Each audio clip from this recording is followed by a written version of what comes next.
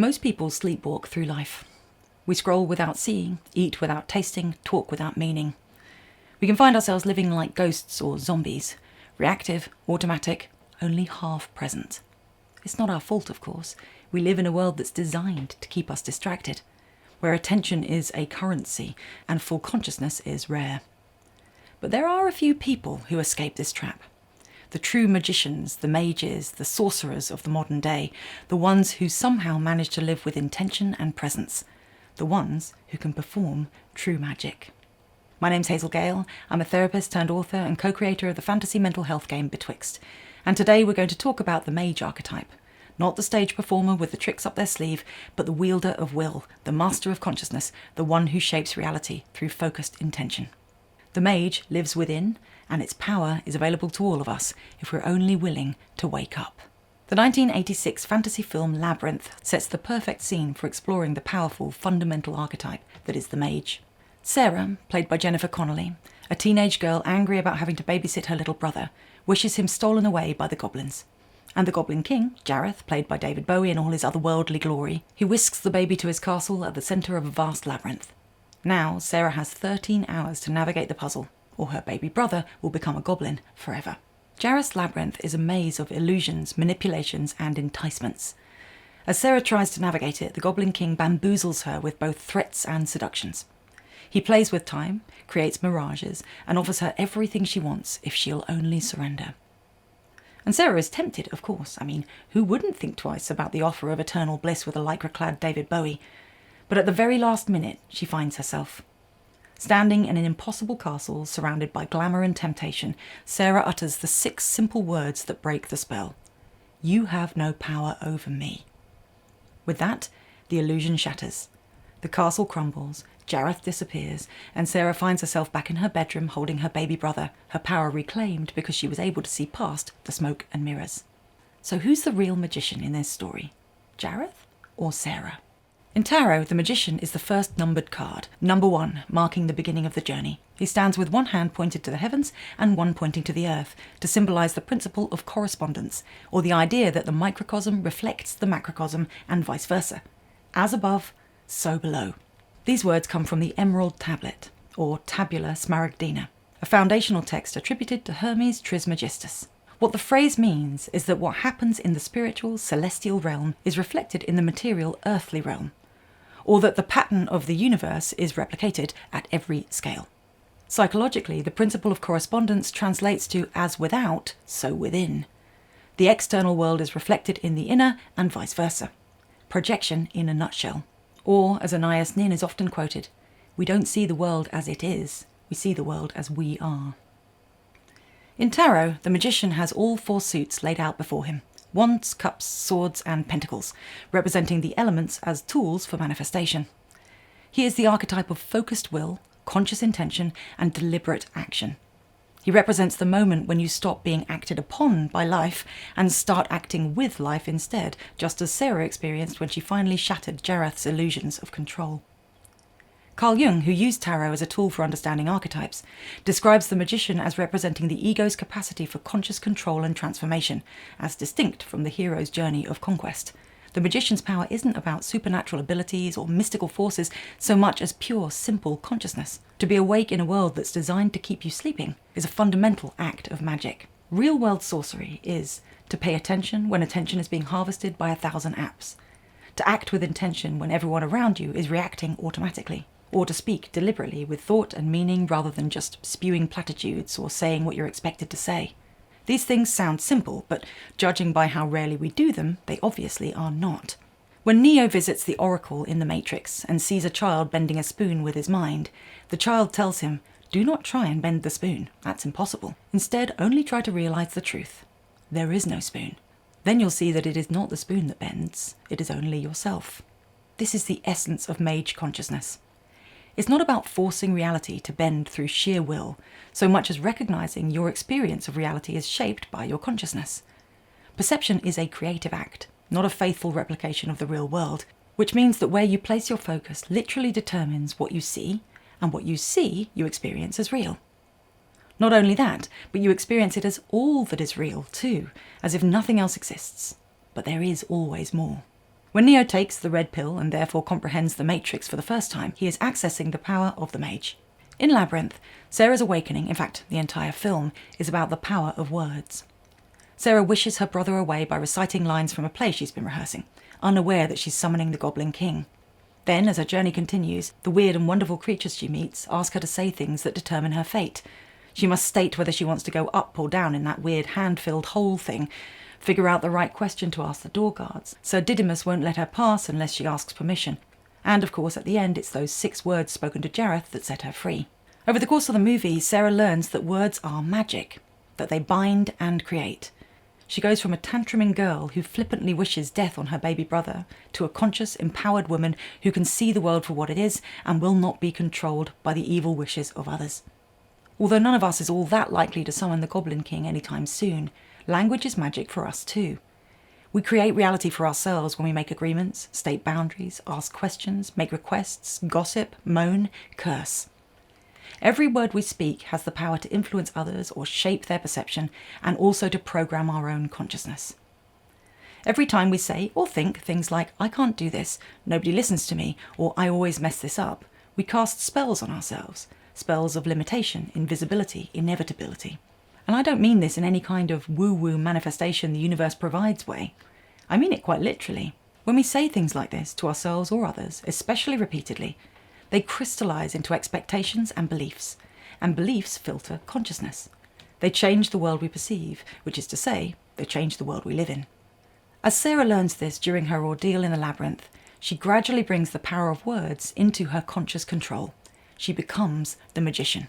But of course, this archetype's power isn't only used for wholesome things like saving babies from evil 70s rock stars.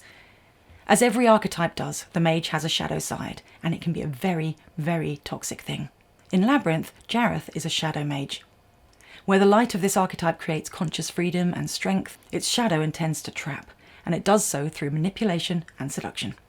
Shadow archetypes are not just the mean and nasty ways that mean and nasty people do things. For an archetype to be in the shadow, it must be repressed and rejected. Whether through fear, shame, or cultural conditioning, this particular power or experience has been deemed off limits for us.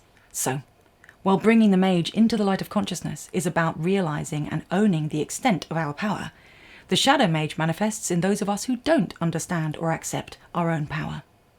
This doesn't mean the power isn't there, mind you. It is. Everyone has the ability to influence the world around them. But rather than use it deliberately, when the mage has been relegated to the shadow, its archetypal force seeps out in unconscious manipulations, power games we don't even know we're playing. Now this is a problem, because we live in a world that is disempowering by design. Our malleability and presumed impotence are required for governing powers to keep us in check, for advertising to work, for economic systems to extract our labour without resistance, and for algorithms to keep us scrolling. We're taught that real power belongs to someone else, the experts, the authorities, the people at the top, and then, to boot, we're sold pseudo-empowerment in the form of a sports car, the latest iPhone, a productivity app, or dubious supplements. Nice. The shadow mage is everywhere we look. So what's the difference between real magic and shadow magic? Real magic requires consciousness. You're awake, aware, present. Intention. You know what you're doing and why. Action. You're willing to do the work. Integrity. Your words match your actions. And respect for others' will. You're not trying to control or manipulate anyone in the process of getting your own will done. Shadow magic, on the other hand, is unconscious, performative, manipulative, and violating. Sarah's magic at the end of Labyrinth is real because she's conscious and intentional as she performs it. She's not trying to control Jareth or defeat him with bigger tricks. She's simply reclaiming her own will, power, and reality. Jareth's magic is shadow magic because it's all about the control of others, keeping Sarah distracted and unconscious so she'll surrender to him. But shadow magic doesn't need a shadow magician in order to be cast. There's a scene in Labyrinth where Jareth offers Sarah a crystal ball. This crystal, he says, if you turn it this way and look into it, it will show you your dreams. Of course, it's a trap. If Sarah looks into the glittering ball, she'll forget everything, from her brother, her mission, even herself. This motif goes to the very heart of shadow magic, and it is everywhere.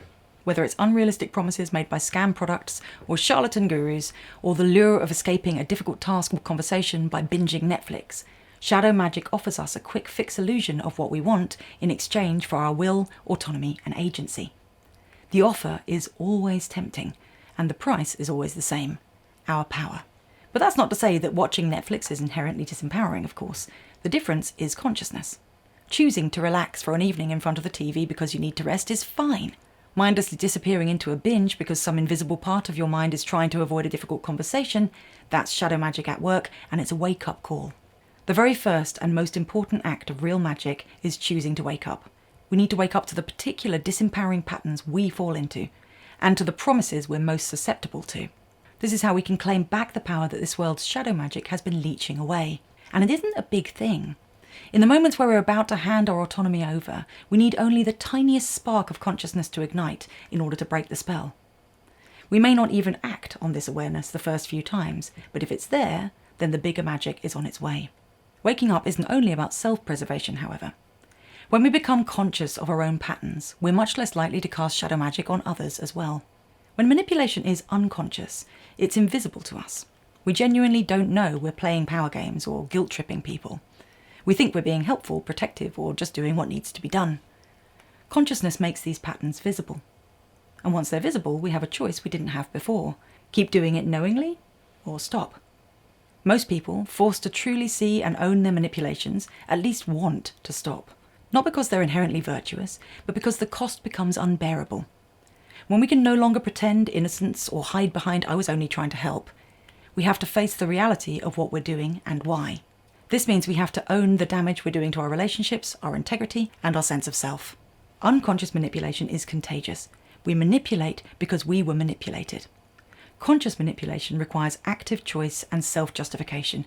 It's harder to sustain. There are, of course, some people who deliberately manipulate and control. I'd wager there are fewer of these than it might sometimes seem, and I'm sure this kind of maliciousness is born of trauma and fear, but that doesn't excuse it. Regardless of whether we can see where abusive behaviour comes from, and no matter how much we just want someone to heal and therefore change, it is never our responsibility to stick around and make that happen. If our eyes are open to patterns like this, then our only responsibility is to find a way to protect ourselves. Ultimately, consciousness doesn't guarantee goodness, but it does force choice. And with choice comes responsibility and consequences. It also, however, brings power, freedom, autonomy, and growth, but only if we've woken up. We need to reconnect with the inner mage for that spark to ignite. Imagine you're standing at the entrance to a labyrinth. At first, you hesitate, but it soon becomes clear that this is not Jareth's nightmarish kingdom. It's a place of warm power that exists within you, your magical home. The walls shift and breathe. Impossible staircases twist up and down like Escher drawings. Water flows towards the sky in spiralling streams, ignoring gravity. Flames flicker downwards from floating braziers, golden and alive. You step through the entrance just as a soft breeze lifts a stream of fallen leaves from the floor and swirls them around you as if in welcome. They settle once again as you pass into a long corridor filled with plants. Vines creep and climb through stone, blooming before your eyes. You make your way calmly through the maze of rooms, drawn forward by a quiet sense of knowing. When you reach the centre of the labyrinth, you find a circular chamber. It has no ceiling, and you can see a clear star-strewn sky above. Standing in the centre of this space is your mage.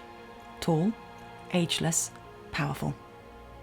As you step towards the entrance to this chamber, you find that you can't yet pass. There's something blocking the way. How do you imagine this barrier? Perhaps it's made of thorns, wire, or glass. Perhaps it's made of chains or woven fabric. You can see through it, but you can't enter. And I don't know whether for you this barrier is thick and old and strong, or whether it's relatively sparse. I don't know whether it's made primarily of personal experiences, limiting beliefs, memories of failure or powerlessness, or whether for you this barrier is made solely of conditioned limitations, powerlessness inherited from a world that wants you to be small. But no matter how you imagine this barrier, it needs to come down for you to meet your mage. You peer through into the chamber. The figure in the centre holds all four elements in their hands. A flame hovers above one palm, golden and alive. A perfect sphere of water floats above the other, swirling and moving within itself. Between the mage's fingers, a tiny whirlwind spins, visible, dancing air. And wrapped around one wrist, a living vine with a vibrant purple flower at the end. Words. You realise as you gaze at this powerful figure that only words can dissolve the barrier before you. words imbued with will, intention, and determination. Speak those words and you'll gain access to the chamber. But which words are you going to use? You might find yourself speaking about your own power, affirming your right and ability to make things happen. You might find yourself voicing a single intention, a statement of resolve or desire to do one small thing, utter one little truth, act in one tiny way that will signal complete ownership of your own strength to the world and to yourself. So what's it going to be? When you open your mouth to speak, your voice sounds different. Maybe it's the chamber, or maybe it's just your true voice, but it resonates in a way you've never heard before. It's not certainty that you sense in these words, because that's rarely the goal. It's purpose. You can feel it in the sound of your voice. So you listen to each one of the words, one after another, until they're finished. And as the final syllable echoes around the circular space, the barrier melts. It unmakes itself before your eyes, cracking and warping first, then turning to liquid like molten wax. It seeps into the floor of the labyrinth and disappears. Suddenly, you're standing in the centre of the chamber, looking the mage in the eye, and you can sense the power between you. Then, the elements start to animate. The flame streams towards you, warm but not burning, and you can feel the fire in your core, courage, passion, boldness. The sphere of water bursts and flows in your direction. You feel it in your heart, wisdom, knowing, the ability to adapt and to feel deeply. The whirlwind spins and swirls around you, cool against your skin. You feel this in your mind, clarity, independence, the power to see through illusions. And finally, the vine wraps around your wrist, moving soft and slow like a loving touch. You feel it throughout your body, right down to the tips of your toes. Presence, stability, the power to stay rooted and to trust in yourself. The mage nods once, satisfied. They make a sweeping gesture to the magical palace around you, the impossible staircases, the upward flowing water, the living walls, and you know in that moment that this all belongs to you. It always has. And with that realization, the entire space begins to glow, brighter and brighter until it's gone, and you're back in the present moment, the feeling of raw elemental power still thrumming through your bones, along with the simple sense that you can you not? Thank you for watching. If you enjoy the idea of story-enriched self-reflection, then be sure to download our app Betwixt, an interactive adventure that helps you reconnect with yourself.